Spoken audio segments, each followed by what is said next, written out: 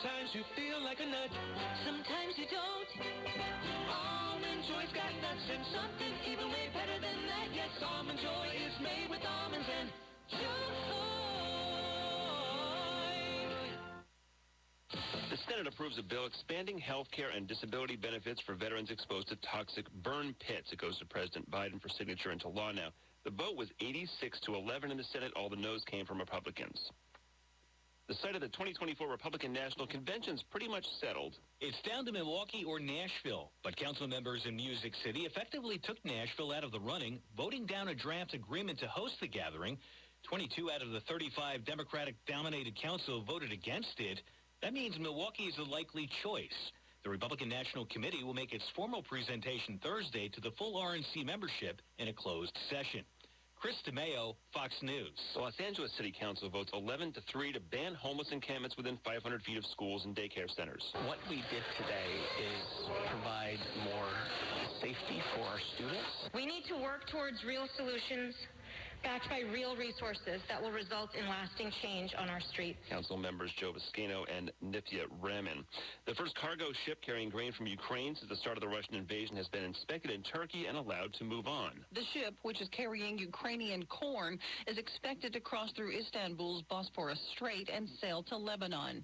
It was subjected to a 90-minute inspection by a team that included officials from Ukraine, Russia, Turkey, and the United Nations.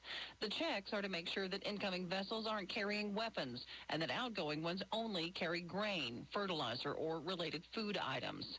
An estimated 20 million tons of grain have been stuck in Ukraine since the start of the war with Russia. More ships from Ukraine are expected to set out in the coming days with the hope that world food shortages can be alleviated. Tanya J. Powers, Fox News. Members of OPEC and other oil-producing nations announced plans to boost production by a slower pace, 100,000 barrels a day next month. Gas prices here down another 3 cents a gallon, according to AAA, $4.16 on average. I'm Chris Foster, Fox News. WPTV's First Alert Weather on WSTU is brought to you by Sailfish Roofing, offering excellence, honesty, and integrity in everything they do. Sailfish Roofing, 772-263-ROOF. Community roofing company you can trust. Sailfish Roofing. Now here's WPTV's First Alert meteorologist. Good day, everyone. Steve Villanueva here as we head to your Wednesday. Drier air will be making a comeback to South Florida. As a result, not much rain in the forecast for today. About a 30% chance. Could have an isolated shower along the coast around, well, we'll say lunchtime or so. And then any storm that does develop will be well west of the turnpike as we head into the afternoon hours. Daytime highs lower 90s. But over the next several days, we will have more tropical moisture return. So rain chances will be on the increase, especially by this weekend. I'm WPTV First Alert meteorologist Steve Villanueva for WSTU 1450, Martin County's Heritage Station. You are listening to WSTU, Stuart, Jensen Beach, Hope County's Heritage Station. It's time now for the Ingram Show on WSTU. The opinions of those host and guest, and not necessarily those of WSTU. WSTU that may be mentioned. Any reproduction or retransmission of is strictly prohibited without written consent of WSTU. It's time to call in with your questions and comments at 220-9788, 220-WSTU. And now, here's Kate from. Good morning and welcome back on beautiful Wednesday, Treasure Coast, and we continue on Meet Your Candidate series. New month, and we're starting with the City of Stuart candidates, and today I have both of the incumbents in. For the first half hour, we're going to be Mayor Merritt Matheson, and he is running for re-election in Group 3. Merritt is a lifelong resident of Martin County and a multi-generational Florida native. His parents relocated to Martin County from Miami, following in the footsteps of his uncle Bill Matheson, who was settled in Palm City in the 1950s. Merritt was born right here at Martin Memorial Hospital, which is now Cleveland Clinic North, and right in Palm City. Merritt says he was privileged with an upbringing that allowed him to enjoy the aspects of this community that make it special. Natural beauty, good schools, quiet neighborhoods, and close-knit communities. Merritt's first great love was the sea. He's been an avid fisherman for as long as he can remember, and as a teenager, Merritt began scuba diving and surfing. Growing up along the South Fork of the St. Lucie River, Merritt witnessed firsthand the devastation caused by discharges from Lake Okeechobee. His love of nature was not isolated from aquatic ecosystems. Merritt spent many days exploring, camping, fishing, and hunting in the wild hammocks, savannas, creeks, and wetlands of western Martin County and beyond. Merritt attended the University of Colorado Boulder, where he studied environmental biology. In 2003, Merritt earned his captain's license. After college, Merritt settled in Maui, Hawaii, where he worked as a charter fishing boat captain. It was during this time he discovered he had LHON, a rare hereditary condition that degenerates his optic nerve. There's no treatment for the condition, and within a year, Merritt became legally blind. Merritt moved to the city of Stuart in 2010 with his wife Chelsea, whose own family ties to Martin County stretch back more than 100 years. Since returning to Florida, Merritt has worked for West Marine and Stuart as the manager of the fishing section. He's also purchased and managed investment properties. Though his disability prevents him from continuing to run charter fishing boats, he is still able to do some work as a saltwater fishing guide for friends and clients who own their own boats. Merritt and Chelsea are now raising their 2 daughters and a Jack Russell Terrier.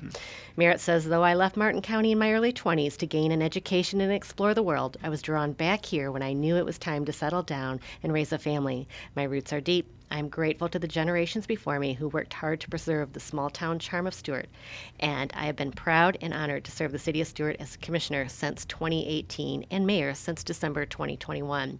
I see this as my opportunity to make my own contribution to ensure that my children are able to enjoy and appreciate our beautiful home the way I did. Merritt, appreciate having you back in the studio. We were talking about city issues here about a month or so ago, but today we're going to be talking about your run for re-election in Group 3. Thank you, Casey. Thank you so much for having me and giving me the opportunity to speak and answer questions. It's my pleasure. And folks, if you do have questions or comments for Merritt, I can't take phone calls, but I will be watching the Facebook Live feed on my Facebook page, The Casey Ingram Show, and you can ask those questions there. Merritt, why are you running for re-election again? Well, as I said, as in my bio, I'm proud of my hometown. You know, losing my eyesight, having a family here, caused me to reevaluate my life and make some adjustments. I went through a hard time, but really, I look at this as giving back to the community and public service. You know, serving in office is not easy, but some people need to do the research, put in the time, and make the best decisions within their limitations of the bounds of the law, of the bounds of the commission, and, you know, do the best for their residents they serve. Upon doing research, I think one thing that folks look at is just campaign funding and donations. Do you accept donations from, you know, the people that are coming here and asking you for development and No, there's quite a couple things I'm very proud of in my first 4 years in office, and one of them, in doing my research, you know, I went to every commission meeting for years before deciding to run, and I served on an advisory board council, the local planning agency, for a year, so I knew what I was getting into, and I decided before my first campaign to not accept any financial contributions from people that routinely come before the city commission asking, you know, for votes, lobbyists, you know, land use attorneys, land planners, traffic engineers, you know, environmental consultants. They're not required to register as lobbyists here in the city of Stuart. On higher levels of government, they are. But now in 3 campaigns, I've never accepted any campaign contributions from what we would generally call lobbyists. And I'm very proud of that. That helps me sleep at night. I've been offered them, and I say exactly what I've just said now. I also have run campaigns to try and say what I've done and what I want to do, not to throw a tax out there. But I do have to say, sadly, my opponent in his first campaign can't say that. He's backed by someone, a local builder, for a significant amount of his financing, even though, of course, his platform is vote no to everything and no growth. He's backed by a local builder. Interesting. And these, Casey, are all public record. Our Treasury reports are on the city's website. Anyone can look them up and view them, and you can do your own research, compare the companies or any of that. Go to Sunbiz, look them up, stuff like that. So it's easy to do. Like you said, it's accessible right online. You don't have to wait for a public records request. And folks, as we're speaking about voting, all races in Martin County will be decided on August 23. Please, please vote for the primary. That's when our races will be, and that's all races. Very important. Very important. And as Merritt said, and for county races, you can go to martinvotes.com and look up their campaign contributions as well. So very important. Let's talk a little bit about term limits. That's something that was just instituted fairly recently. Exactly. That's another thing, Casey, I'm really proud of. I spoke about it during my initial run in 2018. I'm a big believer in term limits. Just imagine if we had term limits on all level of government. I would love that. It's not supposed to be a career. It's supposed to be service. I was considered very much before going to college to go in the Coast Guard. And I could have potentially, I went on to captain charter boats, but when I lost my eyesight, that ruled out Coast Guard for me in the future. And so public service, though, is very important in our country, but it's not supposed to be forever as far as elected officials. I helped draft the language that was on the 2020 ballot to put term limits on. It went out to the voters, and it was approved overwhelmingly. I think, I hope everyone listening, if you voted for it, thank you. But now, forever, our city charter was amended, and we have 12-year term limits. And thank you. For anyone that voted for it, thank you. I think that's a great change for the city of Stuart. That is wonderful, and you're one of the people. You were the one that was helping to draft this legislation. That you felt it was that much. And I have to say, this is something that frustrates me personally with so many politicians. They come in here and they're like, oh, yes, we're for term limits. But when push comes to shove, they get elected and they forget about that oath or that promise that they wanted term limits. And your candidate, it's a rare breed that somebody that elected and went in and said, no, we're going to do term limits. Yes, you have to hold your promises and your platform and push it once you get into office and keep going. Keep going, and you did, even though you're in there. So 3 term limits it is, and 12 years. Let's talk about some of your accomplishments while you have been in office. Sailfish ball fields. Let's talk about that a little bit. That's another one I'm very proud of, Casey, is, preserving public land. And I was nervous. I had been at meetings, like I said, since 2016 watching it. And, the city was not in the best place financially. And they were considering selling the Sailfish ball fields. I'd watched that go, almost to fruition. And when I got elected, the choice before me at my first meeting where I sat on the dais was, and that topic came up, was to pick one of 2 site plans, not to go down the route of selling them. And the site plans were to sell that public land to developers for 2 options of apartment buildings. And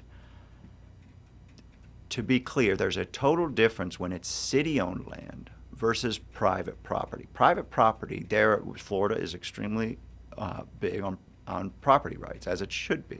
But when it's public land, the public has the ultimate say, or the commission does. So I spoke out against, I have plenty of friends, I called friends who, from high school who played on those fields. It's a lot of history with those fields. Exactly. This upcoming week, I just spoke, Sailfish ball fields are hosting the Cal Ripken 9U and 11U World Series Invitational. We've got teams from Colorado, Puerto Rico, Pennsylvania, all flying in, multiple teams from Florida. Awesome. And they're playing at our Sailfish ball fields. And I'm very proud, and to be honest, Casey, I was nervous. I was, new to the seat. I had done my research, but the last thing I want to do is get the city sued. Right. But the ultimate say, it's our public land. So I spoke out against it. Those ball fields are still here. Who knows? Maybe one day my daughters will play on them. Right. I guarantee you some of their friends will if they don't. So I'm very proud of that. And I want to keep them here. It was a highly contentious topic at the time. And a lot of people really supported you. They wanted, again, there was such history, and it just meant so much to the community to keep those ball fields rather than have apartment buildings there. I want to thank everyone that came out and spoke on the issue. And remember, there is a difference when it's private land. That's right. Than when it's city-owned land. Another thing I'm proud of doing, the city worked with the county over the past 4 years and annexed 42 acres of land, and then we changed the future land use to conservation land. This is land north of Haney Creek Park, west of Green River Parkway. Okay. Now, some of that was preserve land. Some had other future land use categories. You know, it wasn't that it was going to get built, but there's an example where annexation and two small level local governments can work together, and conservation land is the ultimate goal. That's forever land. Preserve land's right under that. That's what people want. That's exactly. what makes Martin County special, is to be able to preserve in perpetuity Exactly. conservation. And speaking of that, we're talking about annexing and development, of course. That's really probably the biggest topic this election campaign, this election go-around, is all the development. So you've been sitting on the dais while a lot of building has been happening. So let's talk about that a little bit, Merritt, and what your feeling is about all the buildings that have been developed and built. Thank you. So my platform is not to vote no to everything. It's not to vote yes to everything. It's to analyze each proposal, talk to residents, do the research, talk to our staff, and make the best possible decision. Also weigh in on how my other commissioners might vote. Because if your platform, and I'll say this, my opponents is to vote no to everything, to stop all growth. First of all, that is not feasible. But second of all, you know, the advice from our city attorney on a lot of these decisions is to say, for the record, right, as a discussion begins, that we're there with an open mind. Because by law, we are supposed to act like a jury or a judge in some of these, the 5 commissioners, and weigh all the evidence. And by sunshine law, part of that evidence is hearing from my other 4 sitting commissioners. Correct. So anyone who says they're going to vote one way or another before they've heard all the evidence is doing a disservice to the residents of Stuart, and in a very gray area of the law right then and there. So I do my research, and I analyze each and every issue. You know, and I could go through each and every project, but some of them that have come up in conversations, Access 1 north of the bridge. Let me just first say, I was the one commissioner that voted against it. But on the other side of that, you know, we have police now that work for the city that live there in that, and that they don't have to commute now. They're living now in the city they serve. We have city staff that used to live in Palm Beach that are now living there, you know, and other residents around town that now live there and are also, yes, they're renting there, but they're looking for a house. Again, I voted against that project, but there are 2 sides to every story, and I analyze all the information, including how my commission votes. Another one, Casey, that's being built right now that comes up in conversation a lot, Bridgeview. This is the project just north of Veterans Memorial Bridge across from the Cleveland Clinic building. Okay. It's being built right now. I'll give everyone that's listening, it's ugly. I mean, it's close. I'm not going to say it's ugly. It looks immense. First impression people might get is it's not finished. It's a big gray cement blob right now. Give the time for projects to get finished, and it looks like it's high density. The density on that project is 14 units an acre. Our land development code, by right, is 15 units an acre. And that project has a little bit of history. That project was annexed. We talked about annexation with conservation, and that I was very supportive of that. That project, the property owner, it was in Martin County, applied to annex in the city of Stuart. I voted against that annexation. That was a 4-to-1 vote. I evaluated that, and I worked with the developer, taking that information in, and pushed for a site plan that would be as good as I could possibly make it, predicting, you know, any possible outcome, taking the information. And when you look at Bridgeview, when you drive by, keep in mind, yes, all of that is shifted to one site of the project, so it looks like this massive piece, but 60% of that parcel is preserve land. Wow. 60% is going to be closest untouched. to the river? All closest to the river. The other thing they agreed, one of my conditions was for them to follow city's landscape plan. And when I was first elected to office, the commission approved to stop the use of glyphosate and Roundup on city property. That was the only authority we had. Good. But I can take that and add following city's landscape plan to a condition on other projects. And for Bridgeview that goes up along the South Fork. Right. I don't want them to use glyphosate and Roundup either, and they agreed. So that was a project, even though I opposed the annexation, I supported it, factoring in all the information I had before us. Because my job is not to just sit up there and say no. My job is to take all the information, do the work, and make the best scenario, or push for the best scenario for city residents. Again, we're speaking with Mayor Merritt Matheson. He's running for re-election in the city of Stuart, Group 3.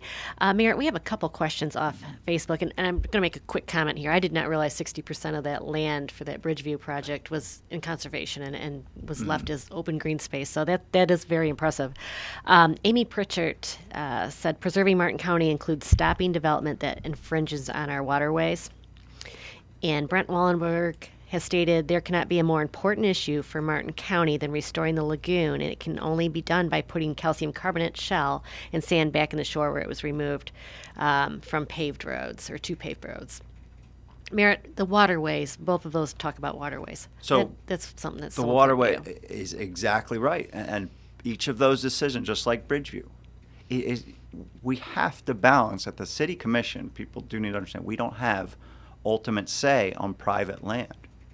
We're balancing, and something like that is an important, that was a success for me. If I compare that to Access One and a project that no, I didn't support, I voted no, and it still got built. There will always be projects I might vote against, but I'm going to evaluate all the information, and if I can put conditions on something to make it better, knowing what they can build. Another example on that, and I can then get to kind of the second comment.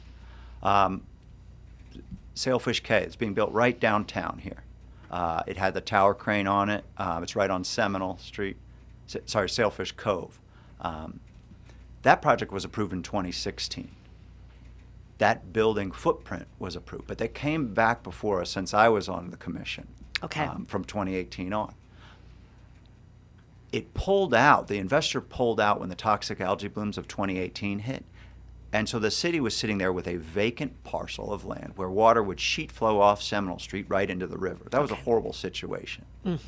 A new investor bought it. They already had property rights to build the same footprint of building that's going there. But they came back for a site plan revision. It wasn't their exact project. The end outcome of that, first off, was they fixed the seawall. The water goes into exfiltration trenches. Then, prior to the seawall is a buffered shoreline. They also, though, here's what the city got for them to change their site plan slightly. They're going to pay for basically a financial contribution of Seminole streetscape improvements, which is in our capital plan, to make that street more pavers, more walkable, more like less like a back alleyway, more like Osceola Street. Okay. And in doing that, they're paying for their financial amount, the amount it would cost, to do Seminole Street, public land, all the equivalent of in front of that parcel. So they're writing a check to the city of Stuart and basically paying for those streetscape improvements. Instead of taxpayers having to foot the bill for those improvements. And so that's just, all right, you want to shift your site plan? Sure, but what more public benefit can you give? What can you give us in return? Exactly. And these projects are very complicated, and there's a lot of nuances like that where, it's very important for people to follow closely. And, I think it's kind of been a little bit of a perfect storm with the COVID, and real estate values have went up. So a lot of people that have been sitting on their vacant land for years, it's private property. So, this is something for you commissioners that you really have to decide, because you can't stop all development as much as people want that. If it's private land and the owner wants to do something with it, they will always have an underlying property rights that they can develop. And some of those approvals have been sitting, a lot of stuff being built north of the bridge, we don't have time probably to go into each and every individual project, has been approved for decades and is getting built. Now's the time. I mean, the builders realize now's the time. R.J. Pazzi, our elected officials and government's main job is to protect our rights and property. It's not to provide housing, health care, land acquisition, and taking grant and funds with strings attached. That's your job, no matter what the minority of our citizens are clamoring for. That's exactly right. I don't disagree at all. And in protecting property rights, do you want me going to the lot you bought as your investment and saying you can't build it? You know, our state legislator doesn't want that, and I don't want that. Right. I'm not, you know. This isn't government subsidized housing. This is exactly. private. You know, Access One is not. We have a lot that a lot of that classifies as workforce. What I mean by that is our police officers are living there. You know, right. City staff is living there. Many residents around the county. You know, and I could go on and on. Off East Ocean, right next to Kingswood, there's townhomes being built there. That was approved when the initial townhomes of Kingswood were built there. This one right next to it came back before the city commission to do slight adjustments. But they had the underlying right. It's multifamily residential. The density of the new stuff getting built is like 7.5 units an acre. It's less than 8 units an acre. Keep in mind, our land development code is 15 units an acre. The one condition I pushed for on that project was I didn't want it to be 55 and up. And I pushed for a lake instead of a stormwater retention area with native plants and a walking path for the entire Kingswood community to use. But I didn't want it to be 55 and up because as a younger professional here in town, you know, the cheapest housing you can find is 55 and up. You know, that's not. It's not helpful to the workforce. Exactly. So, exactly. Again, we've been speaking with Merritt Matheson. He's running for re-election for the city of Stuart, Group 3. Next week, we're going to be speaking with his opponent, Doc Collins. And up next, we're going to have Commissioner Eula Clark in the studio, and she is running for re-election in Group 5. Merritt Matheson, it's been a true pleasure to have you in the studio again. Wish you well, wish you luck, and folks, go to website. Look me up on Facebook, my website, MathesonforStuart.com, my cell phone. Can't get that in. We'll